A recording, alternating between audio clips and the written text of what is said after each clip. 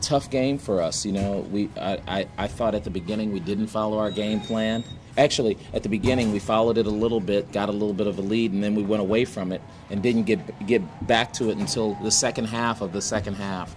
But that was a gutsy win. Once again, buoyed by our second team guys. It was more of our second team that won that game than our first team. So why don't you guys fire away with questions and we'll go from there. What kind of happened on the boards today? What was kind of the issues there? The issues were we didn't get enough of them. This is a different dynamic of the team because you're playing with a completely different kind of guy in the middle with Daniel Gomis, and he goes after balls more. And so when he blocks shots or when he tips balls, we get out of position. Without watching the tape, that's what I would attribute it to. And then the guards have to get more rebounds. I mean, I'm looking at this rebounding here. I thought Roberto and Hallis did a good job, but everybody else has got to get their nose in there from a guard spot, especially when they're shooting long shots and they're going to be long rebounds. How do you feel about Gomis's play today? Yeah, fantastic. Fantastic, and like I told those guys in there, it's only a few of us who saw Gomis play pre his broken leg, and he's not even close. He's not even close to what he used to be, and he plays a game like that. Just fantastic. I mean, you know what stat that's not in here that he did a very good job of was extra possessions for us by tipping the ball back on offensive rebounds, by deflecting a pass, things you don't get credited for, he did, and it's really nice. And especially with Angus being out, that's a lot for him to go from playing like 10 minutes a game to what did he play, 33 minutes. What does it say about Nelson kind of struggling shooting today, but then comes and makes those necessary free throws?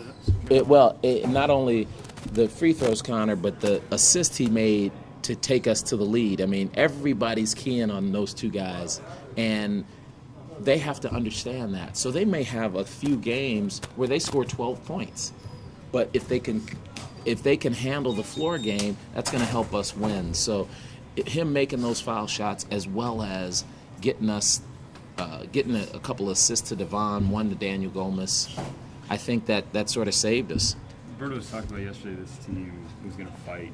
This was before you found out about Angus. Do you right. feel like that win epitomized what you were talking I mean, about? it's funny. I'm sure there are going to be people who think we should win every single game we play, but, we haven't played a game this year at full strength, and, I like where we are. I like how we're playing.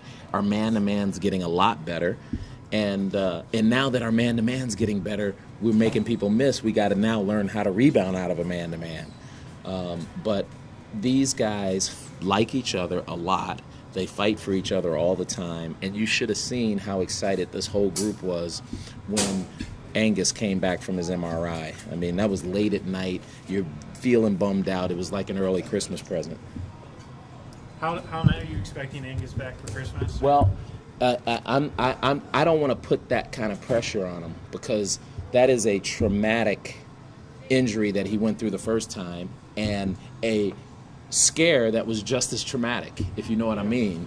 So I don't want him out there nervous because that's when you get hurt, when you're not playing at full strength. But I think he's so fired up, he's going to be able to play whenever he wants, but I'm going to let him make that decision. I won't make it for him. How hard is it, these quick turnarounds like this, preparing for a really hard, especially when you're used to preparing. And we're a team that prepares. I mean, we love statistics, we love our scouts, we love all that stuff. But it's really hard for the coaching staff. I think it's harder for the coaching staff than it is for the players. The players just like coming out and playing. As a matter of fact, I'm sure they would rather play without any scouting reports. They just want to cut without any practices even. So it's much harder on my staff than it is on the players.